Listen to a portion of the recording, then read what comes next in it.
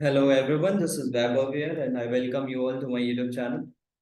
So circuits के questions के साथ आज यहाँ पर आए हैं। आज की क्लास में हम 7 क्वालिटी क्वेश्चंस करने वाले हैं। 7 क्वेश्चंस करने वाले हैं और इन 7 क्वेश्चंस में हम पैरेलल एलसी सर्किट्स भी देख लेंगे, जिसमें कि पैरेलल इंडक्टर्स लगे होंगे। हम एलसी ऑसिलेशन नॉर्मल वाले देख लेंगे। फिर हम यहाँ पर आप बोल सकते हो थर्ड की केवीएल केसीएल का एप्लीकेशन भी देख सकते हैं। आरसी सर्किट को initially charge, initially अनचार्ज, T infinity, T zero, इससे रिलेटेड भी सवाल देखेंगे। हम कुछ एसी सर्किट भी देख लेंगे यहाँ पर, एक आधा एसी सर्किट भी यहाँ पर देखेंगे और भी बहुत सारे ऐसे सारे सवाल है। तो ये जो 7 क्वेश्चंस हैं ये 50 क्वेश्चंस पे, पहले 50 में से कलेक्टिवली 50 क्वेश्चन है। 7 क्वेश्चन सिलेक्शन के बाद उसमें थोड़ा सा मॉडिफिकेशन के बाद इस तरह से लाया जा रहा है कि आपको 7 क्वेश्चन में बहुत सारी नई चीजें और बहुत सारी चीजें रिवाइज हो जाए। तो ये 7 क्वेश्चन का मेहनत बहुत ज्यादा है। तो आपसे यही रिक्वेस्ट है कि फिलहाल अगर आप चैनल शेयर नहीं कर रहे हैं तो एटलीस्ट वीडियोस को लाइक करें एंड कमेंट करके बताएं मुझे कि आपको कैसी लग रही है ये चीजें। और बात रही जेई एडवांस के बाद, तो आपको जरूर चैनल शेयर करना और थोड़ा सा ग्रो करने में मुझे भी हेल्प करना चाहिए। ओके, हम अपने पहले क्वेश्चन पे आते हैं और देखते हैं कि कैसा होना चाहिए उसका सोल्यूशन।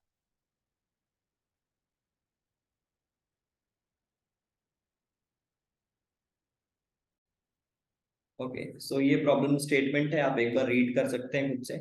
और एक यहाँ पे करेक्शन है कि ये वाला ऑप्शन पे टू भी एक एक्स्ट्रा टर्म है, आप इसको थोड़ा सा देख सकते हैं। ठीक है। हाँ, तो हम एक बार ट्राई करेंगे यहाँ पर कि कैसे होना चाहिए इसका सोल्यूशन। तो एक कैपेसिटर है और ये कैपेसिटर है इनिशियली अनचार्ज है, एक बैटरी जिसका इंटरनल से स्मॉल आ रहा है और साथ में हम देख सकते हैं कि इस पे इंडक्टेंस L1 दिया, L1 की वैल्यू L दी हुई है, इसकी वैल्यू 3L दी हुई है, कैपेसिटर लगा हुआ है। यहाँ से मुझे चीजों को फाइंड करना है, देखना है कैसे होना चाहिए। तो देखते हैं कैसा होना चाहिए इसका। ओके, सो ये है हमारा इसका सोल्यूशन पार्ट। तो इनिशियली आप मेरे साथ चलेंगे और इसको रीड करने की कोशिश ना करें, बट मेरे साथ साथ चलें। इनिशियली हमारा ये सर्किट था, बिकॉज यहाँ पे की अटैच था। ये आर में लिख लेना चाहिए, मुझे आर लिख लेना चाहिए। तो इनिशियली टाइम इनफाइनाइट पे, जब तक ये बहुत देर तक मैंने इसको ओपन रखा और इसके साथ क्लोज रखा इस सर्किट को, तो आप देख सकते हो इस पे करंट ई बाय आर बन जाएगा, स्मॉल आर। और ये हमारा, इस करंट को अपन सपोज आई नॉट मान के कर रहे हैं, आई आई नॉट मान के चल रहे हैं। अब क्या होता है, अब जब हमने इस स्विच को दूसरे सर्किट से अटैच किया, तो इसको अपन याद रखते हैं ये इनिशियल सर्किट है। अब जब मैंने इंडक्टर को K2 से अटैच किया, तो आप देख सकते हो कि ये L1, ये L2 और ये कैपेसिटर, अब हमारा सर्किट कुछ ऐसा है।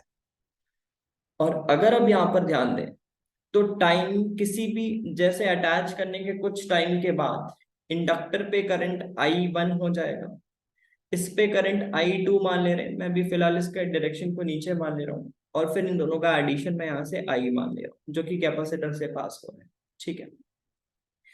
कुछ भी नहीं, यहाँ से अब मुझे क्या करना है, अब मुझे बताएं कि यहाँ पे करंट कुछ इस तरह से फ्लो होंगे कि इसकी जो L1 है, इसका जो फ्लक्स है वो मेंटेन रहे। तो या तो मैं फ्लक्स कंजर्वेशन कर लूं, या फिर मैं ऐसा लिख लूं कि यस ये दोनों पैरेलल पे लगे हुए हैं तो इनके अक्रॉस का वोल्टेज सेम होगा। तो L1 by D T is actually L2 by D T. तो इस इक्वेशन को मैं ऐसा लिख लूं, या फिर मैं फ्लक्स कंजर्वेशन से लिख लूं, दोनों से ये रिलेशन आ जाएगा। अब देखो, जब हम बोल सकते हैं जब इस पे करंट था जीरो, इस पे करंट था आई नॉट, और फाइनली इस पे करंट हो गया I1। इस पे था जीरो और अब हो गया I2। जब आप इसको सॉल्व कर रहे हैं तो आपको ये ऊपर वाली इक्वेशन देखने को मिलने वाली है। या फिर आप फ्लक्स कंजर्व कर सकते हो कि L इंटू आई, इससे जो फ्लक्स था फाइनली इससे जो फ्लक्स था इसका डायरेक्शन ऑपोजिट होगा। इस वजह से हम बोल सकते हैं सेंस अलग होगा, इसका जो फ्लक्स निकल रहा है उसके टर्न्स के हिसाब से, मान लो ऐसा ऊपर से आ रहा है तो उसका फ्लक्स ऐसा नीचे से आएगा। तो इस तरह से हमने यहाँ पे ऐसा माइनस लिखते हुए ये चीजों को आगे लिखे। अब यहां से मैं देखूं तो क्यू मैक्सिमम मुझे चाहिए, मुझे पहले पार्ट में चाहिए कैपेसिटर पे मैक्सिमम चार्ज कब होगा। तो कैपेसिटर पे मैक्सिमम चार्ज के लिए आपको क्या पता होना चाहिए, कैपेसिटर पे मैक्सिमम चार्ज के लिए कि dq बाई dt की वैल्यू जीरो होगी, मतलब करंट थ्रू कैपेसिटर जीरो होगा, और करंट थ्रू कैपेसिटर को मैंने आई माना है, तो यस आई की वैल्यू जीरो होगी। और अगर आई जीरो है, कैपेसिटर के अक्रॉस कोई करंट है नहीं, ठीक है, तो उस हिसाब से अब मैं एनर्जी कंजर्वेशन का इक्वेशन लिख रहा हूँ। बिकॉज इस पे करंट अगर है नहीं, तो जो भी करंट यहाँ से चल रहा है एक्चुअल में इसी से ऐसा पास आउट हो रहा है, जो भी करंट यहाँ से ऐसा चल रहा है इससे ऐसा पास आउट हो रहा है। तो यस उस हिसाब से अगर मैं यहाँ पर इक्वेशंस को आगे लिखूं तो दिस इसकी एनर्जी प्लस इसकी एनर्जी और इसकी एनर्जी जो भी इस पे होगा वो इक्वल होना चाहिए इनिशियल इसके पास जो एनर्जी थी। तो हमने बस वही इक्वेशन लिखा है, इन तीनों का एडिशन किया है और इसको फिर इसके साथ अरेंज किया। और ऊपर वाले इक्वेशंस पे मैंने वैल्यूज रख दी है, ऊपर वाले इक्वेशंस पे मैंने वैल्यूज रख दी है आई, और ये दोनों करंट को आई थ्री मान रहे हैं। तो यहाँ से मुझे ऊपर वाले इक्वेशन से आई थ्री की वैल्यू मिल सकती है in terms of I not के टर्म्स पे। तो बस वैसा ही कुछ हमने यहाँ पर किया है, ऊपर वाली इक्वेशन पे एल वन आई थ्री और L2 के साथ भी I3 और उसका डायरेक्शन हमने जो फिलहाल लिया था उससे ऑपोजिट लिया, तो मैं इसको माइनस I3 ऐसा लेते हुए आगे बढ़ जाता हूँ। तो L1 I3 और plus L2 I3 will be L1 I not, ऐसा मेरे पास एक कुछ इक्वेशन आएगा। तो मैं यहाँ से I3 की वैल्यूज निकालता हूँ, यहाँ से मैं I3 की वैल्यू निकालने की कोशिश कर रहा हूँ और उस I3 को यहाँ पर रखना चाहूंगा, उस I3 को यहाँ पर रखना चाहूंगा, या फिर आप यहाँ से देख सकते हो I3 की वैल्यू ऐसे कॉमन ली और इसको फर्दर आगे की तरफ सॉल्व कर रहे हैं और वन को यूज करते हुए L1 I3 is equals to this, ये वाली इक्वेशन जो मैं अभी मैंने बात की, और यहाँ से फिर हमने I3 की वैल्यू को निकालने की कोशिश की है। इस जगह से L1 प्लस L2 हो जा रहा है I3 कॉमन लेने पे, और ये आई नॉट है, तो यहाँ से इसकी वैल्यू जब अपन निकाल रहे हैं तो आप देख सकते हो L1 I not plus L1 plus L2 ऐसा कुछ हो रहा है। आप समझ रहे होंगे मैंने क्या किया है, यहाँ पर इस इक्वेशन से हमने वैल्यूज को यूज किया, एनर्जी कंजर्वेशन तो लगाए हैं, और साथ में ये जो अपने पास रिलेशन था इसी एनर्जी कंजर्वेशन को हमने इस कुछ इस तरह से लिखा है, और आई थ्री की वैल्यू हमने ऊपर वाली इक्वेशन से निकालने की कोशिश की है। अब इस आई थ्री की वैल्यू को यहाँ पर रखेंगे और हम यहाँ से क्यू मैक्स की वैल्यू निकालने की कोशिश करेंगे, तो देखते हैं कैसे होना चाहिए। सो बस कुछ भी नहीं, वैसे ही हमने यहाँ पर I3 की वैल्यूज निकालने की कोशिश की है। तो देखो I3 यहाँ से आया और जो जो भी I3 आया था हमने यहाँ पर यूज कर लिया उसे, उस I3 को फिलहाल यूज कर लिया है इस जगह पे। और फर्दर हम क्यू मैक्स की तरफ जब आगे बढ़ेंगे तो ऑन कैलकुलेशन कैलकुलेशन करने के बाद मुझे क्यू मैक्स की वैल्यू कुछ ऐसे मिल रही है। और अब मैं यहाँ पर L1 L2 की वैल्यूज रख देता हूँ, तो L1 था 1, ये था 3, और आप यहाँ पर देख सकते हो ये टर्म हो जाएगा 4 टाइम्स ऑफ L1, और इस पी वैल्यूज को अपन यहाँ से कैंसिल वगैरह करने के बाद जब हमें वैल्यूज मिल रहा है तो वो मिल रहा है E/2R टाइम्स ऑफ √3LC। तो ये मैं बोल सकता हूँ कि मैक्सिमम चार्ज होने वाला है इंडक्टर पे, ये मैक्सिमम चार्ज होने वाला है इंडक्टर पे। ऑप्शंस मैच करेंगे हम एट द एंड, अभी हम फिलहाल इसको ऐसे छोड़ते हैं। अब सेकंड केस में हमें बोला गया है कि करंट बताना है, ठीक है, करंट का मैक्सिमम वैल्यू मुझे बताना है कि करंट की मैक्सिमम वैल्यू क्या, उसके लिए क्या करें। तो हमें पता है करंट मैक्सिमम कब होगा, जब di/dt की वैल्यू जीरो होगी।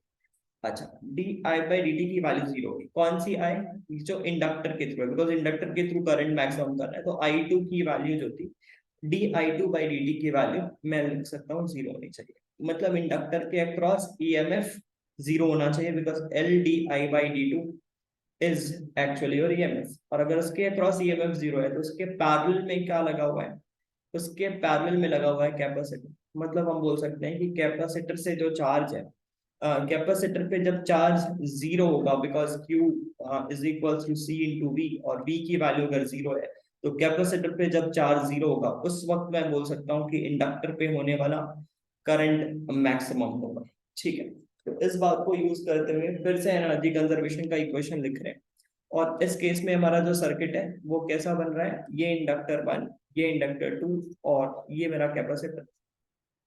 यहाँ पर करंट I1, यहाँ पर करंट कुछ I2 और यहाँ पर चार्ज बोल सकते हैं जीरो, यहाँ पर चार्ज जीरो, कुछ इस तरह से इक्वेशन लिख रहे हैं। तो बस ठीक है, फाइनल एनर्जी और इनिशियल एनर्जी को कंजर्व करते हैं। ये आपका इनिशियल एनर्जी था, और फाइनल एनर्जी अगर देखें तो half L1 I1 square, half L2 I2 square. और ये मेरे एनर्जीज लिख लिया और मैंने कुछ इस तरह से इक्वेशन को आगे एक्सपैंड किया। तो यहाँ से सॉल्व करने पे मुझे ये वाली इक्वेशन मिली। और हमारे पास जो पुरानी इक्वेशन थी जिसमें L1 I1 को जो हमने इक्वेशन नंबर 1 पिछले उस पर लिखा था, उस इक्वेशन को भी यहाँ से यूज किया।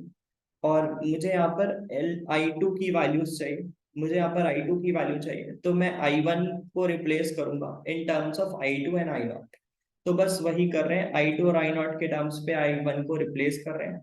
तो जब सॉल्व करते हैं इन इक्वेशंस को तो मुझे कुछ ऐसा वैल्यू मिल जाने वाला है I2 की value, which is 2I0 L1 plus L2। अब जब यहाँ पर वैल्यूज रखेंगे तो ये हो जाएगा L, ये हो जाएगा L और ये हो जाएगा 3L। तो ओवरऑल अगर मैं बोलूँ तो नीचे बन रहा है 4L, ऊपर बन रहा है 2I0 टाइम्स ऑफ L।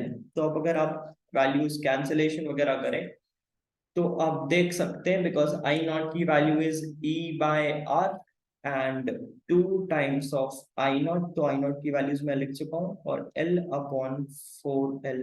तो L करते हैं कैंसिल, ये 1 हो जाएगा, ये 2 हो जाएगा। तो आपका जो आंसर है वो क्या बनना चाहिए, E/2।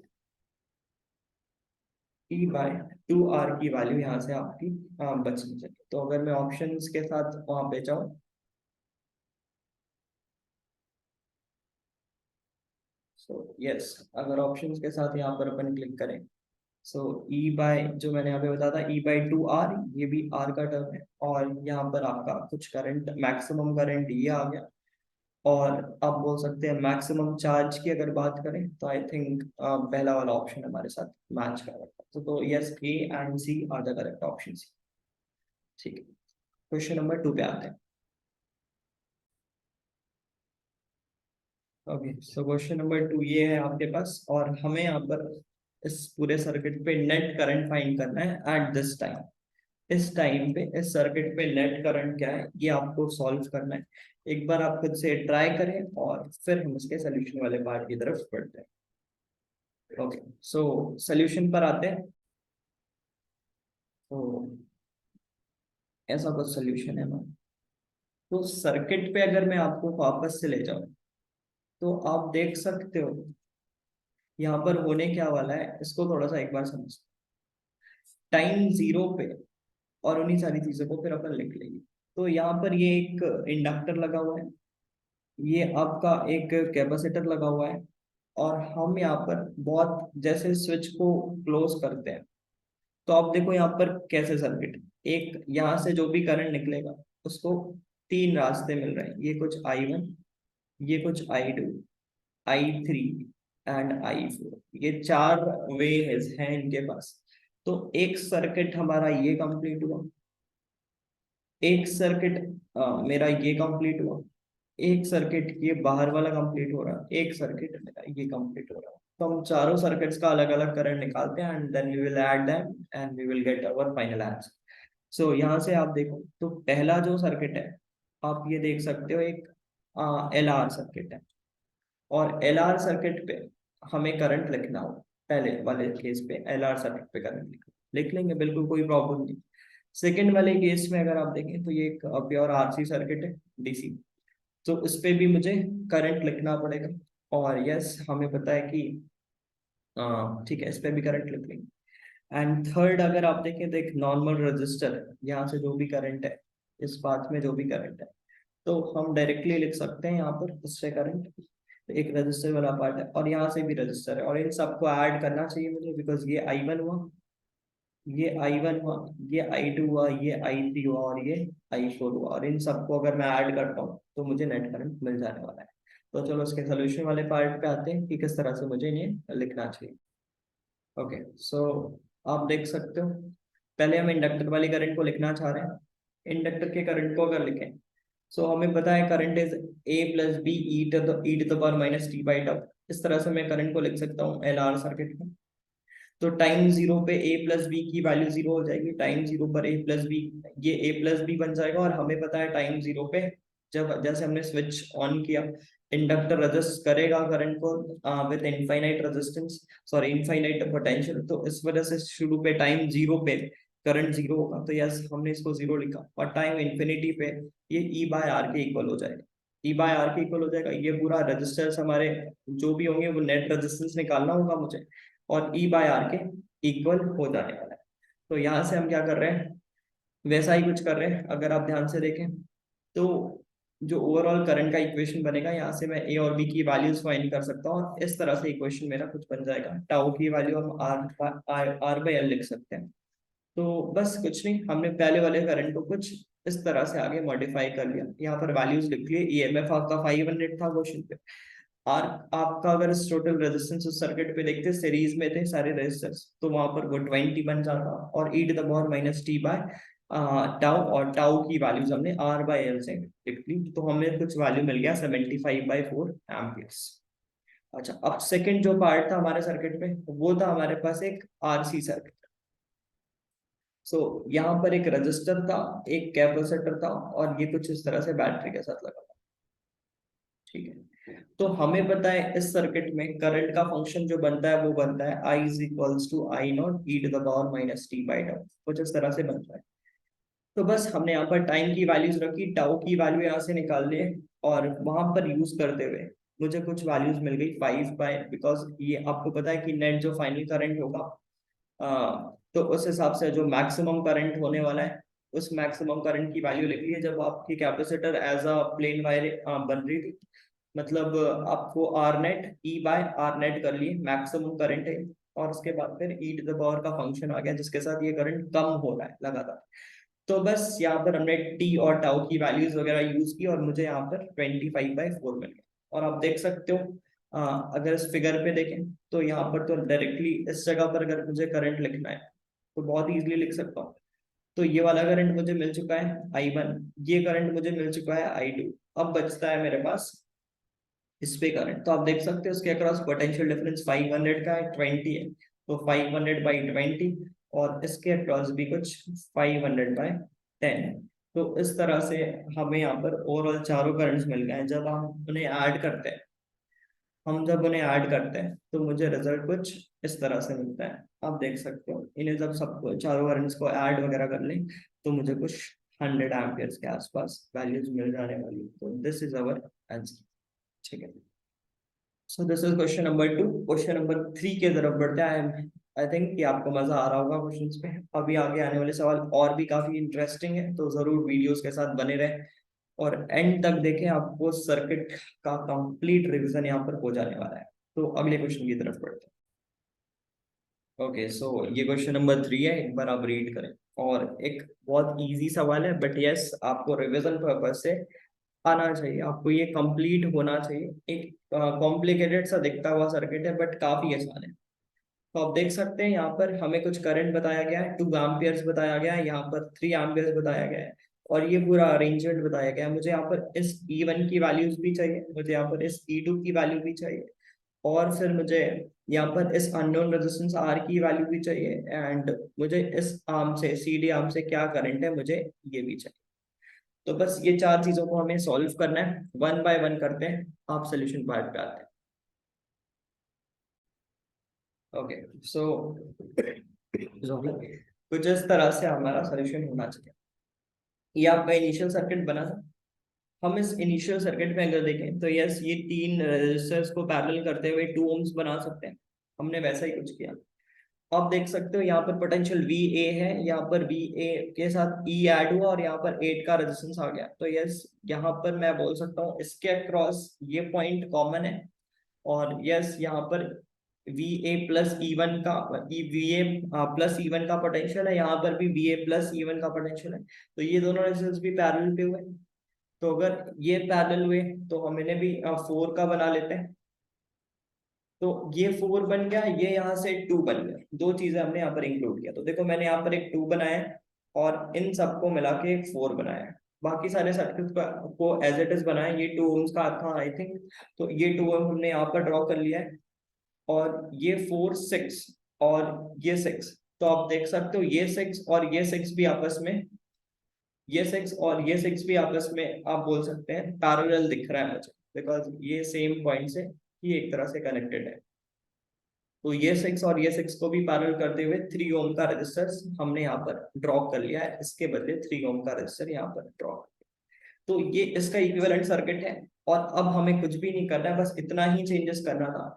और अब मुझे अगर E1 की वैल्यू चाहिए और E2 की वैल्यू चाहिए, तो देखो E1 के लिए मैंने इस सर्कल, इस लूप को प्रेफर किया है, और मैं यहाँ से चलते हुए एक पूरा इक्वेशन लिख रहा हूँ। तो देख सकते हो, सबसे पहले मुझे -4 यहाँ पर करंट का थोड़ा सा डिस्ट्रीब्यूशन मुझे और देखना पड़ेगा, तो वो भी आपको यहाँ पर साथ साथ चलते हैं और देखते हैं कैसा होना चाहिए। आपको यहाँ पर करंट 2 एम्पियर्स बताया गया था, और यहाँ से करंट 3 एम्पियर्स बताया गया था, तो जरूर यहाँ से करंट 1 एम्पियर आ रहा होगा, तो यहाँ पर भी करंट 1 एम्पियर है। ठीक है, तो वो चीज भी हम यहाँ पर लिख लेते हैं कि यस, यहाँ पर करंट 1 एम्पियर है। अब फर्दर क्या हो रहा है, आप अगर यहाँ से देखें, तो ये 3 एम्पियर यहाँ से जा रहा है, और फाइनली इसके अक्रॉस पोटेंशियल डिफरेंस 10 बताया गया था VA, तो ये ग्रेटर पोटेंशियल था, ये लोअर पोटेंशियल था, तो करंट ऐसा नीचे की तरफ आ रहा होगा, और यहाँ से करंट आ रहा है 5 एम्पियर। तो 5 आ रहा है यहाँ से, 3 आ रहा है यहाँ से, तो ऊपर जाएगा 8, और 8 के साथ यहाँ से 1 चला गया, तो बचा हुआ 7 चला जाएगा यहाँ से। तो ये कुछ इस तरह से करंट का डिस्ट्रीब्यूशन हुआ है।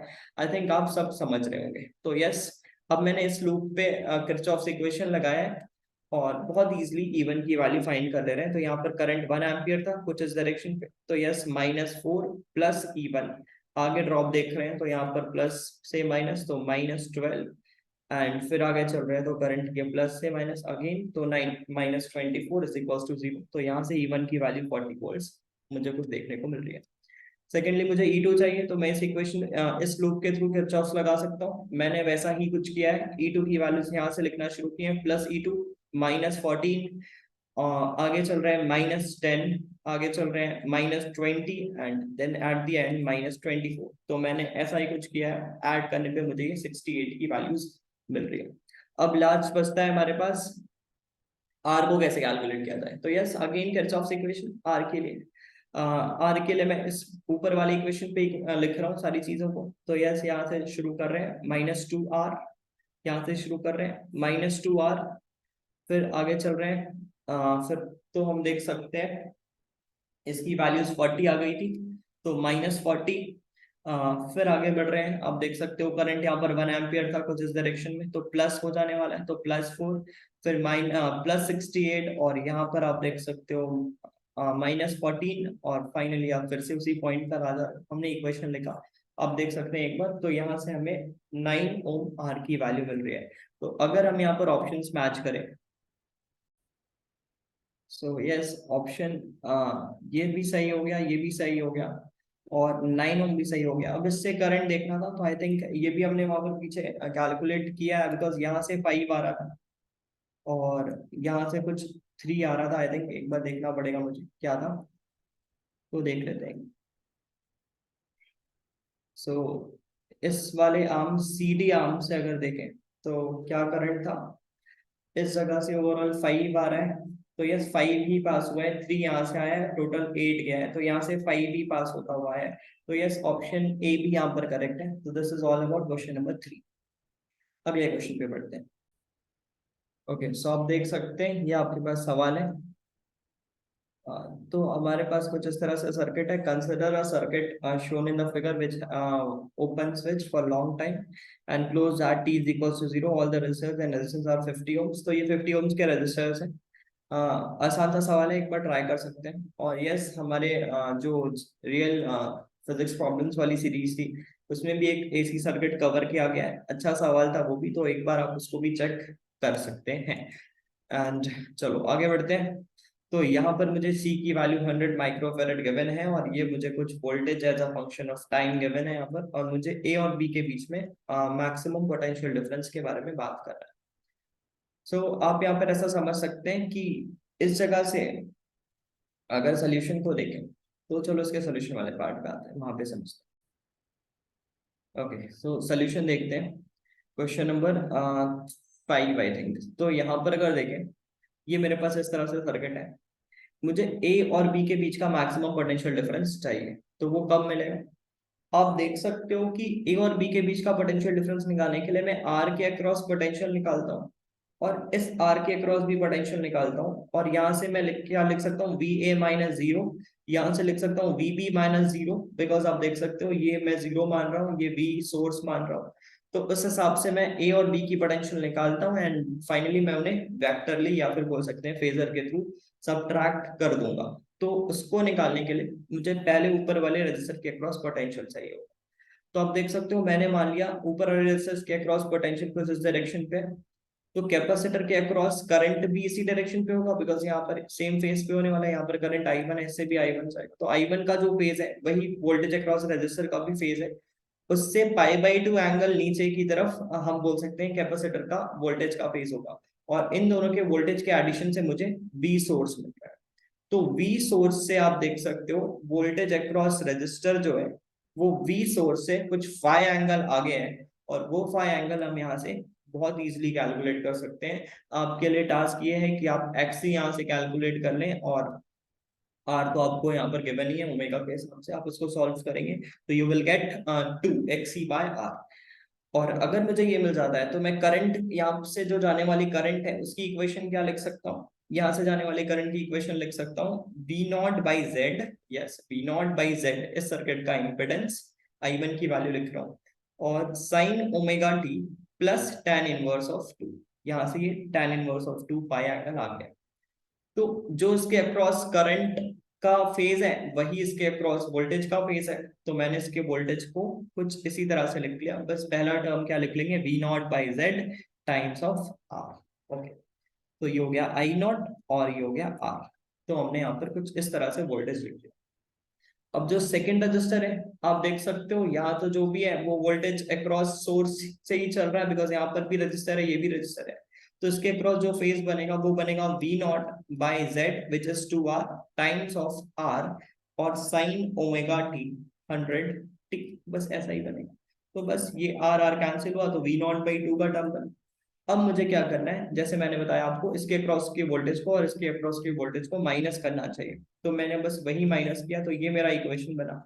अब मैं इनका फेजर सब्ट्रैक्शन करना चाहूंगा, तो ये मैंने पहला वाला वेक्टर बना लिया जहां पर sign omega T plus tan inverse ये वाला जो फैक्टर है, और ये फाई एंगल इससे पीछे है, ये फाई एंगल इससे पीछे है, तो मैं इसका नेगेटिव वेक्टर बना रहा हूँ बिकॉज मुझे इन दोनों को ऐड करना है, तो इनके बीच में एंगल हो गया π-φ, तो इस कारण से मैंने यहाँ पर एक नेगेटिव साइन लगा दिया है।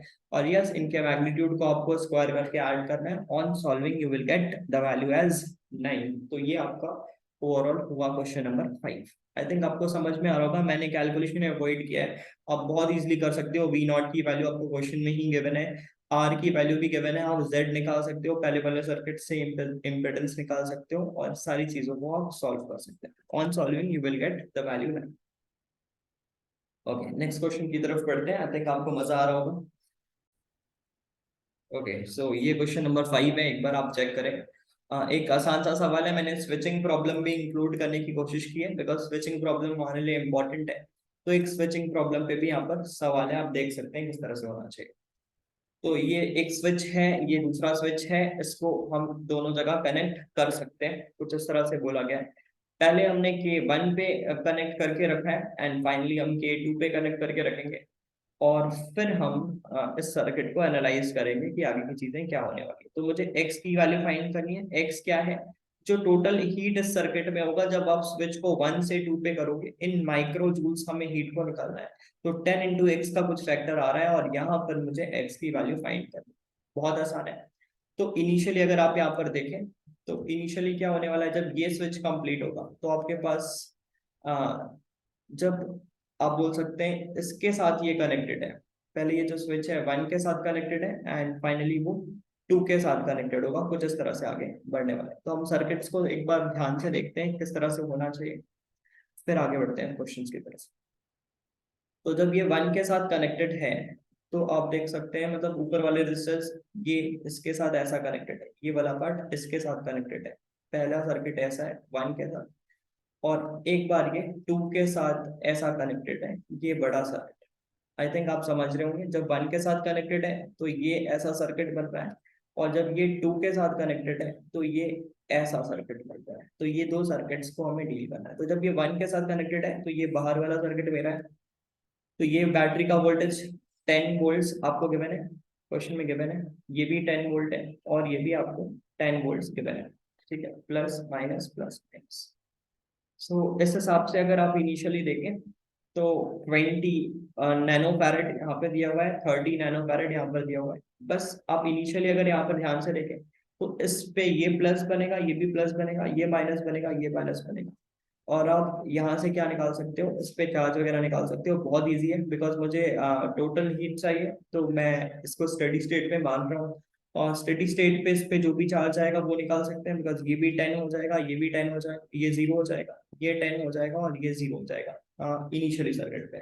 तो हम इसके हिसाब से इस पे होने वाली एनर्जी कंजर्वेशन की इक्वेशन लिख लेते हैं कि इसमें इनिशियली इस वक्त क्या एनर्जी स्टोर्ड है ये निकाल लेते हैं, और इस पे क्या एनर्जी स्टोर्ड है ये निकाल लेते हैं, बिकॉज एट लास्ट मुझे एनर्जी कंजर्वेशन करना पड़ेगा, बिकॉज मुझे हीट चाहिए।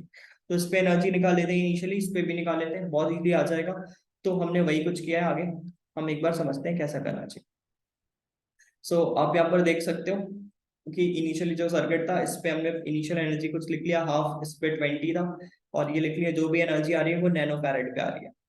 और सेकेंडली अगर देखें, जब सेकेंड सर्किट से ये कंबाइन हो गया तो ये प्लस हो गया, ये माइनस हो गया। तो अब चार्जेस, ये जो बैटरी है वो इस चार्ज को प्लस करने वाला है और इस प्लेट को प्लस करने वाला है, इसे माइनस करने वाला है, इसे माइनस करने वाला है। तो ये जो नीचे वाला प्लेट था इस पे जो पहले चार्ज था क्यू, पहले ये 0 होगा और फिर ये चार्ज यहाँ से प्लस माइनस क्यू बनेगा। मतलब यस, यहाँ पर जो चार्ज का चेंज है वो 2 क्यू है, 2 क्यू का चार्ज का चेंज है इस पूरे सर्किट पे। तो जब हमने सेकेंडली देखा तो यस, ये भी अभी 10 है और ये 0 हो गया, ये 10 हो गया, ये 0 हो गया। तो एनर्जी हमने कैपेसिटर पे निकाली, वैसा ही कुछ है। एनर्जी स्टोर्ड कैपेसिटर पे वैसा ही कुछ है, बट जो अगर हम चार्ज निकालें तो Q C into V, C into V किया हमने तो इस तरह से चार्ज आ गया 500 नैनोकूलम्स। और हमें पता है यहाँ पर टोटल चार्ज का चेंज 2 क्यू का है। तो बैटरी से जो टोटल चार्ज गया होगा वो गया होगा 2 टाइम्स ऑफ क्यू। और क्यू की वैल्यू हमने 500 निकाली है, तो 500 इंटू 2, और बैटरी का जो वोल्टेज है वो है 10। तो यस, पॉजिटिव यहाँ पर वर्क हुआ, ये बैटरी का हमने वर्क निकाला। और अब मैं अगर हीट के लिए इक्वेशन लिखूं तो मुझे क्या लिखना चाहिए, you initial plus work done by battery will be you final plus heat. तो यहाँ से मुझे ये दोनों तो सेम मिल रहे हैं, तो work done by battery is basically your heat. तो हीट की वैल्यू आ जा रही है 10⁴ नैनो जूल्स, और you can say 10 micro joules, sorry. तो यहाँ से हम x की वैल्यू को 1 बता सकते हैं। तो एक आसान सा सवाल था, बट यस रिवीजन पर्पस के लिए इंपॉर्टेंट था, तो हमने इसको भी सॉल्व किया। सो 5 क्वेश्चन हो चुके हैं, लास्ट के 2 क्वेश्चन बने और दोनों क्वेश्चन काफी बढ़िया हैं। तो आप जरूर वीडियोस के साथ बने रहें और देखते हैं कि अगला क्वेश्चन क्या है। ओके, सो ये क्वेश्चन नंबर 6 हुआ हमारे पास।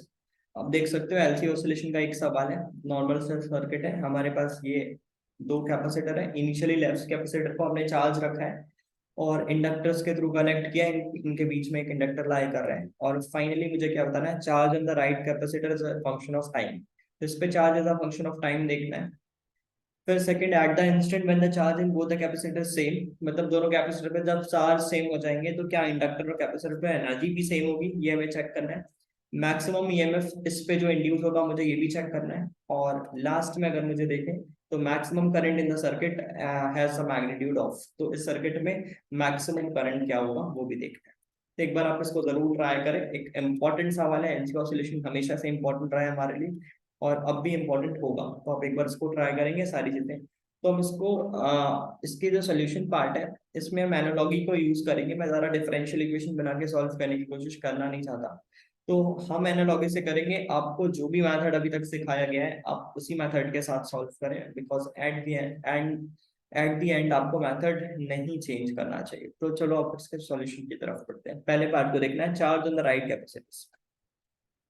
तो इसका एस एच एम के साथ जो हमने एनालॉगी बनाया है आप देख सकते हो, X mean is equals to X minus X mean is equals to A sine omega T minus plus 5, ये मेरा कुछ इक्वेशन होता है। v is equals to A omega cos omega T plus 5, ये मेरे पास इसको डिफरेंशिएट करने से रिलेशन आने वाला है। तो बस ठीक है, इसी तरह यहाँ पर जो इक्वेशन बनता है आपको पता होगा, ये चार्ज का बन जाता है। ऐसा जैसे x होता है वो यहाँ पर चार्ज होता है। तो q minus Q mean Q not sign omega T plus 5, और यहाँ पर अगर करंट की बात करें तो इसका डिफरेंशिएशन मतलब I is equals to Q not omega cos omega T plus. तो ये मैंने करंट का इक्वेशन लिख लिया है, और ये मैंने चार्ज का इक्वेशन लिख लिया है। किस पे लिख रहे हैं? राइट वाले कैपेसिटर पे राइट वाले कैपेसिटर पे लिखना चाह रहे हैं। तो बस ठीक है। तो एनालॉजी से आपको पता होगा कि यहाँ पर एक्स क्यू के जैसा होता है, बी आई के जैसा होता है, और एक्सेलरेशन यहाँ पर D I by D T होता है। अच्छा, आप एक्स मीन कब फाइंड करते थे? एक्स मीन कैसे मिलता था हमें? तो अगर आप याद करें, एक्स मीन तब मिलता था जब नेट फोर्स जीरो होता था बॉडी पे, और नेट फोर्स जीरो होना मतलब बॉडी का एक्सेलरेशन जब जीरो होता था।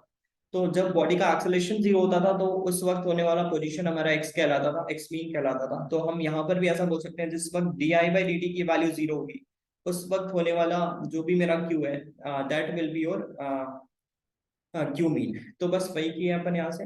तो d I by D T की वैल्यू जीरो रख रहे हैं, तो यहाँ पे मैं ऐसा बोल सकता हूँ, अगर D I by D T zero है तो इसका मतलब ई एम एफ भी जीरो है, because L d I by D T हम क्या बोल सकते हैं, इंडक्टर के अक्रॉस वोल्टेज होता है। तो इस वक्त D I by D T की वैल्यू जीरो होगी, मतलब मैं बोल सकता हूँ कि yes E M F across the inductor zero होगा। तो अगर इंडक्टर के across E M F zero हो गया तो ये प्लेन वायर सा बन गया, तो आप बोल सकते हो कि ये दोनों कैपेसिटर पैरेलल पे लगे होंगे, और अगर पैरेलल पे लगे होंगे तो दोनों का वोल्टेज सेम होगा। तो मैं इस पे चार्ज था पहले सी वी, कुछ चार्जेस पे चला गया है, तो ये क्यू मीन बन चुका है, और यहाँ पर सी वी माइनस क्यू मीन बन चुका है। दोनों के पोटेंशियल को हमने इक्वेट कर दिया, तो यहाँ से मुझे क्यू मीन की value C V by two मिल रही है। ठीक है, आपको यहाँ तक सब कुछ क्लियर होगा। अब नेक्स्ट काम है मुझे फाई निकालना। तो फाई निकालना, तो फाई के लिए हमें इनिशियल कंडीशन यूज करना चाहिए, बिकॉज मुझे पता है कि टाइम जीरो पे चार्ज जीरो था और सर्किट पे करंट भी जीरो था। तो ये दो चीजें अगर मुझे पता है तो मैं इसी के साथ आगे बढ़ता हूँ, और मैं फाई की कैलकुलेशन पे आगे चलते हैं। तो देख सकते हो आप यहाँ पर फाई को कैलकुलेट करना चाहेंगे। टाइम जीरो पे चार्ज जीरो है, तो मैंने क्यू मीन वाली इक्वेशन पे क्यू की वैल्यू जीरो रख दी, तो मुझे यहाँ से मिल रहा है C minus C V not is equals to Q not sine phi.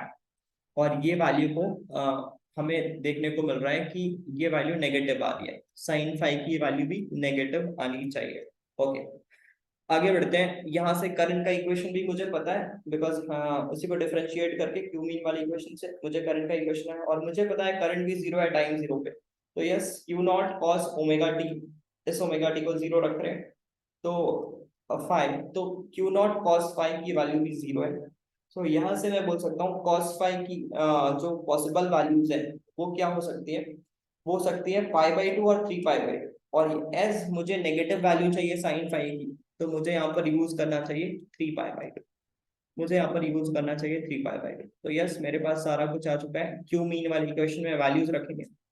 तो यहाँ से मुझे थ्री पाई बाई टू आ गया, तो क्या यहाँ से मैं क्यू नॉट की वैल्यू कैलकुलेट कर सकता हूँ? बहुत इजीली कर सकता हूँ। क्यू नॉट की अगर मुझे वैल्यू चाहिए तो इस इक्वेशन से ही रख लेते हैं, ऊपर वाली इक्वेशन पे साइन फाइव की value three pi by two, मतलब आप बोल सकते हो कि ये बन जाएगा कुछ माइनस वन, और माइनस वन के कारण क्यू नॉट की value C B by two भी बन जा रही है। तो बस यहाँ से हम आगे बढ़ रहे हैं, और मुझे इक्वेशन मिल चुका है। यहाँ पर ये क्यू मीन हो गया, ये क्यू नॉट हो गया, साइन ओमेगा टी, और फाइव की वैल्यू फाइव बाई थ्री। तो मैंने यहाँ से कुछ, आप देख सकते हो सी वी कॉमन लिया, सी वी बाई टू होगा, सॉरी ये सी वी बाई टू होगा, और one minus cos omega T, ऐसा मेरा कुछ इक्वेशन बनना चाहिए। तो ऑप्शन अगर देखें, ओमेगा तो आप निकाल ही सकते हो, दोनों कैपेसिटर सीरीज पे, तो one upon root L effective upon C into C effective से हम यहाँ पर ओमेगा की वैल्यू ऐसा लिख सकते हैं। तो हम देख सकते हो अगर ऑप्शन नंबर वन को मैच करें अपन, तो C V not by two one minus cos omega t. तो यस ऑप्शन ए यहाँ पर मेरे पास करेक्ट है। अब ऑप्शन बी को हमें चेक करना है, eight the instant when the charge on the both the capacitor is same. जब दोनों कैपेसिटर पे चार्ज सेम होगा, ये कब हुआ था? चार्ज कब सेम होगा? बिकॉज दोनों का कैपेसिटेंस सेम है, तो पोटेंशियल भी सेम होना पड़ेगा, और पोटेंशियल सेम होने के लिए इंडक्टर के अक्रॉस ड्रॉप जीरो होना पड़ेगा। मतलब जो अभी हमने कंडीशन देखा उसी वक्त के बारे में बात हो रहा है, हमें एनर्जी निकाल लेना है। ठीक है, तो अगर दोनों कैपेसिटर पे चार्ज सेम है तो ये सी वी नॉट बाई टू होगा, और ये भी क्या होगा, सी वी नॉट बाई टू होगा। इसी इंस्टेंट पे हम बोल सकते हैं दोनों कैपेसिटर पे चार्ज सेम होने वाला है। तो यस एनर्जी कंजर्व करते हैं, बिकॉज इनिशियली जो भी कैपेसिटर इस सिस्टम पे एनर्जी स्टोर था फाइनली भी वही होना चाहिए, तो मैंने वैसा ही कुछ किया होगा। तो आगे देखते हैं क्या करते हैं। सो यस, हमने एनर्जी कंजर्व किया है यहाँ पर, और आप देख सकते हो कि इनिशियल एनर्जी था हाफ सी वी स्क्वायर, और फाइनली क्या हो गया, half C V by two whole square into two. Two इसलिए कर रहे हैं बिकॉज आप समझ रहे हो दोनों कैपेसिटर्स हैं, और साथ में कुछ इंडक्टर्स के पास, सॉरी क्या, एनर्जी इन इंडक्टर ने एनर्जी इन कैपेसिटर। तो कैपेसिटर के अक्रॉस कुछ एनर्जी, अच्छा कैपेसिटर के अक्रॉस हमने एनर्जी निकाली है, एनर्जी इंडक्टर सही लिखा हुआ है। तो यस, हमने इंडक्टर की एनर्जी चाहिए थी, और इंडक्टर की एनर्जी उस वक्त क्या आ गई, half C V square by two, मतलब 1/4 सी वी स्क्वायर। और आप देख सकते हो किसी एक पर्टिकुलर कैपेसिटर की एनर्जी भी क्या है, उस इंस्टेंट पे जो कैपेसिटर पे एनर्जी स्टोर्ड है वो भी क्या आ रहा है, half C V square by two, मतलब हाफ 1/4 सी वी स्क्वायर। तो यस, ऑप्शन बी को भी मैं यहाँ से करेक्ट बोल सकता हूँ। चलो ऑप्शन सी देखते हैं क्या पूछा गया। Option C, the maximum induce value EMF in the inductors. इसको बहुत सारे अलग अलग तरह से सोचा जा सकता है, तो आप देख सकते हो ये कुछ इस तरह से, ये चार है, और मुझे इस पे मैक्सिमम ईएमएफ चाहिए। मैक्सिमम ईएमएफ मतलब इसके क्रॉस मैक्सिमम ड्रॉप। यहाँ पर मान लो जो भी ड्रॉप है, यहाँ पर कुछ ड्रॉप अगर ना हो तो मैं बोल सकता हूँ इंडक्टर के क्रॉस ड्रॉप मैक्सिमम होगा। अगर यहाँ पर कोई ड्रॉप ना हो तो यस, उस हिसाब से अगर ये जीरो है तो ये भी जीरो बन जाए और ये भी जीरो बन जाए, तो उस वक्त मैं बोल सकता हूँ इंडक्टर के अक्रॉस ड्रॉप सबसे ज्यादा होगा। एक तो ऐसे भी देख सकते हैं, मतलब कैपेसिटर पे चार्ज ना हो, जब कैपेसिटर पे इस कैपेसिटर पे चार्ज ना हो तब इंडक्टर के अक्रॉस ईएमएफ जीरो, मतलब मैक्सिमम होगा, मैं ऐसा बोल सकता हूँ। या फिर इसको आप और कैसे देख सकते हो, इसके अक्रॉस ईएमएफ मैक्सिमम करना है, मतलब मैं बोल सकता हूँ कि L d I by D T होता है ईएमएफ, तो d I by D T की वैल्यू मैक्सिमम करनी है, मतलब आई को एक तरह से बोल सकते हैं मैक्सिमम करना, आई को मैक्सिमम करना है। D I by D T की वैल्यू मैक्सिमम रखनी है, मतलब आई को मुझे मैक्सिमम करना है। तो जो ऑप्शन नंबर 4 में पूछा गया है उसी के मदद से हम थर्ड वाले पार्ट को भी सॉल्व कर सकते हैं। तो आई की मैक्सिमम वैल्यू पहले कैलकुलेट करते हैं, उससे ईएमएफ की मैक्सिमम वैल्यू मुझे बहुत इजीली मिल जाएगी। तो पहले आई की मैक्सिमम वैल्यू की तरफ बढ़ते हैं। तो देख लो आई की मैक्सिमम वैल्यू के लिए मुझे क्या लिखना चाहिए कि D I B D T zero हो जाएगी इस वक्त आई की मैक्सिमम पे, मतलब मैं बोल सकता हूँ कि ईएमएफ की वैल्यू इस वक्त जीरो, ईएमएफ इस वक्त जीरो होगी, मतलब बिकॉज मुझे पता है L d I by D t, I की मैक्सिमम वैल्यू रखना चाहता हूँ, तो आई की मैक्सिमम वैल्यू मुझे इस तरफ इस वक्त मिलेगी। तो ईएमएफ जीरो होने का मतलब फिर से वही वाला कंडीशन हो गया, और आई का इक्वेशन मैंने ऑलरेडी लिखा हुआ था, बिकॉज क्यू का इक्वेशन लिखे थे उसको डिफरेंशिएट करके आई का इक्वेशन आया था, और उसमें जो पहला टर्म आया था वो आया था क्यू नॉट ओमेगा। आगे जो भी फंक्शन था उसको वन मान रहा हूँ बिकॉज मुझे मैक्सिमम लिखना है, तो मैं डायरेक्टली लिख सकता हूँ Q not omega. Q naught की वैल्यू मुझे पता है उस इंस्टेंट पे, हमने इस सर्किट के लिए Q naught C V by two निकाल चुके हैं। ओमेगा की वैल्यू हमें हमारे पास है विच इज 2/LC, तो यहाँ पर हम वैल्यूज को यूज करते हैं, और यहाँ से मुझे मैक्सिमम करंट की वैल्यू मिल रही है V times of root C by 2L। तो यस, ऑप्शन डी जो था वो भी हमें करेक्ट दिख रहा है, तो आप एक बार चेक कर सकते हैं। Okay. अब बचता है maximum induce EMF in the inductor is B. तो इंड्यूस ईएमएफ इस वक्त देखना है, तो एक बार से भी देख लेते हैं। अब मुझे इंड्यूस ईएमएफ के लिए देखो करंट का इक्वेशन लिखे हुए हैं, बिल्कुल वही चीज है और कुछ भी नहीं, I is equal to Q not omega cos omega t. और मुझे ई, इसको अगर मैं d I by D t लिखूं तो d I by D T की वैल्यू ये होगी क्यू नॉट ओमेगा स्क्वायर, और यहाँ पर बचा हुआ ये जो भी फैक्टर। अब मुझे इसकी D I by D T की वैल्यू जब मैक्सिमम होगी तभी मैं बोल सकता हूँ L d I by D T की वैल्यू भी मैक्सिमम होगी विच इज ईएमएफ। तो क्यू नॉट ओमेगा स्क्वायर रख सकता हूँ मैं, इसकी मैक्सिमम वैल्यू बोल सकता हूँ। तो क्यू नॉट ओमेगा स्क्वायर और एल से मल्टीप्लाई किए ये ईएमएफ की वैल्यू आएगी। जब अपन इसे सॉल्व कर रहे हैं तो मुझे ये वी सा मिल रहा है। तो यस, मैं बोल सकता हूँ कि मेरे यहाँ पर all four options are correct. यहाँ पर चारों ऑप्शंस जो यहाँ पर देखने को मिल रहे थे वो सारे के सारे ऑप्शंस यहाँ पर करेक्ट है। सो लास्ट क्वेश्चन की तरफ बढ़ते हैं। ओके, सो ये लास्ट क्वेश्चन है आपके लिए, एक बार जरूर ट्राई करें। RC circuit with initial charging और डिस्चार्जिंग दोनों यहाँ पर मिक्स है, एक बार ध्यान से देखें। सो हो क्या रहा है, पहले स्विच को ऑन कर रख रहे थे S1 को, तो जब स्विच इसको इनिशियली एक्सटर्नली कहीं से चार्ज किए S1 को क्लोज रख रहे हैं तो ये सर्किट बन रहा है, एक तरह से डिस्चार्जिंग सर्किट बन रहा है, ये डिस्चार्ज होगा। और किस टाइम के लिए हम देख रहे हैं, R1C, इसकी वैल्यू R1 है, तो R1C टाइम के लिए हमने इसको देख लिया। फाइनली क्या कर रहे हैं, फाइनली हम क्या कर रहे हैं, इस स्विच को ओपन कर रहे हैं और इस स्विच को क्लोज कर रहे हैं। तो अब सर्किट ऐसा बन गया, जैसे चार्जिंग सर्किट हो गया, कैपेसिटर अब चार्ज होने लगेगा। तो फाइनली हमें कुछ इस टोटल टाइम के बाद मुझे यहाँ पर इस पे होने वाला चार्ज बताना है।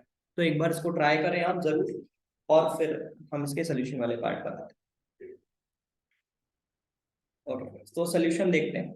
इनिशियली मुझे पता है ये डिस्चार्जिंग सर्किट है, ये कैपेसिटर है, और यहाँ पर एक रजिस्टर है R1, और इसके साथ मैं बोल सकता हूँ इसमें पहले चार्ज था CV। और फाइनली डिस्चार्जिंग का मुझे इक्वेशन पता होता है, Q is equals to Q naught और e to the power minus T by tau. So yes, यहाँ पर किस टाइम के बाद देखना है हमें, हमें R1C टाइम के बाद देखना है, और R1C यहाँ पर होने वाला टाइम कांस्टेंट ही है। तो यस, ये वाली वैल्यू 1 हो जाएगी हमारी। सो जो चार्ज बचेगा वो बचेगा CV which is Q naught, और क्यू नॉट का 1/e टाइम्स। तो ये है किस टाइम के बाद, after R1C time. R1C time के बाद हम बोल सकते हैं इतना चार्ज हो जाएगा। अब जब हमने इसके टर्मिनल चेंज कर दिए, तो अब ये चार्जिंग सर्किट बन गया विद EMF। और यहाँ पर जो रजिस्टर्स हैं वो दोनों इंक्लूड हो जाएंगे, यहाँ वाले भी और यहाँ वाले भी। तो नेट रेजिस्टेंस यहाँ पर हो जाएगा R1 प्लस R2, और नेट कैपेसिटेंस है यहाँ पर C। तो आप देख सकते हो ये यहाँ पर होने वाला टाइम कांस्टेंट है। तो एक टाइम कांस्टेंट पे अगर मैं टाइम देखूं तो वो हो जाएगा R1C प्लस R2C, और हमारे पास R1C टाइम और बीत चुका है। तो ओवरऑल जो मेरे पास टाइम पूछा गया था, वो पूछा गया था 2R1C प्लस R2C। मतलब मैं बोल सकता हूँ इसका भी जब एक टाइम कांस्टेंट बीत जाने वाला है तब का मुझे चीजें बतानी है। तो मैं फिलहाल के लिए इसको टाइम जीरो मान रहा हूँ, जैसे मैंने स्विच किया है। Time zero is basically time R1C, ऐसा मानते हुए काम कर रहे हैं। तो देख सकते हो ये मेरा इक्वेशन बनता है चार्जिंग के लिए, a plus B E to the power minus T by two. तो a plus B time zero पे ये बनेगा a प्लस बी। तो a प्लस बी की वैल्यू क्या थी जो यहाँ से आई थी, तो ये थी CV/E। ये टाइम जीरो पे लिख रहा है। अब क्या कर रहे हैं, अब हम इसको टाइम इनफाइनाइट पे लिख रहे हैं। तो टाइम टेंडिंग टू इनफाइनाइट पे ये लगभग बोल सकते हैं कि करंट इस सर्किट में चला जाएगा, और इस पे जो चार्ज होगा वो पूरा वोल्टेज इसके पास होगा। तो C times of E। E यहाँ पर बैटरी का वोल्टेज है जो हमने एक्सटर्नली लगाया था। तो CE चार्ज होने वाला है finally time tending to infinite. यहाँ से B की वैल्यू हम निकाल सकते हैं। B इसको यहाँ पर ऐसा ले जाके A को माइनस कर दिए। तो यस, B की वैल्यू मुझे कुछ ऐसे मिलेगी। अब फाइनली टाइम कांस्टेंट के बाद है, तो इक्वेशन मेरा कैसे हो गया, इक्वेशन हो गया मेरा a प्लस बी। ए की वैल्यू मेरे पास ऑलरेडी है, बी की वैल्यू, और मुझे ये जो इक्वेशन है इसमें मुझे इस टाइम कांस्टेंट को 1 रखा है, बिकॉज मुझे किस टाइम के बाद और चाहिए, R1C प्लस R2। तो एक ही टाइम कांस्टेंट है ये। तो यस, इसकी वैल्यू को फिर से हमने 1 रख लिया। तो मेरे पास जो इक्वेशन इस इंस्टेंट पे चार्ज आएगा वो आएगा a प्लस बी, और b की पावर यहाँ पर क्या लिखेंगे, a प्लस बी और e टू द पावर -1 बनेगा, जिसको मैं v/e लिख लेता हूँ। तो ये होने वाला चार्ज है। a और b की वैल्यू को हम पीछे से रख लेंगे। a इज CE और दिस इज b, और उसको 1/e से इक्वेट कर रहे हैं। तो फाइनली मुझे कुछ इस तरह का चार्ज मिल रहा है। तो हम बोल सकते हैं yes, this is the final answer. तो CE 1 minus e plus CV upon e square, this should be your answer. Okay, so ये था आपके लिए 7 अच्छे सवाल सर्किट से रिलेटेड। ऐसे और भी वीडियोस आगे आने वाले हैं, तो जो भी शेड्यूल के हिसाब से एक दिन आगे पीछे हो सकते हैं चीजें, बिकॉज टाइम लग रही है। बहुत सारे इधर ऑफलाइन बैचेस भी मेरे चल रहे हैं। बट यस, आपको जरूर सारे चीजें क्वालिटी कंटेंट मिलने वाली है। तो प्लीज इस चैनल को सब्सक्राइब करें, और यस, आप इस वीडियो को थोड़ा शेयर कर सकते हैं अगर तो करें, बट एडवांस के बाद तो जरूर करें। एंड यस, फाइनली मैं बोल सकता हूँ कि लाइक और शेयर जरूर करें इस वीडियो को। Okay, thank you very much.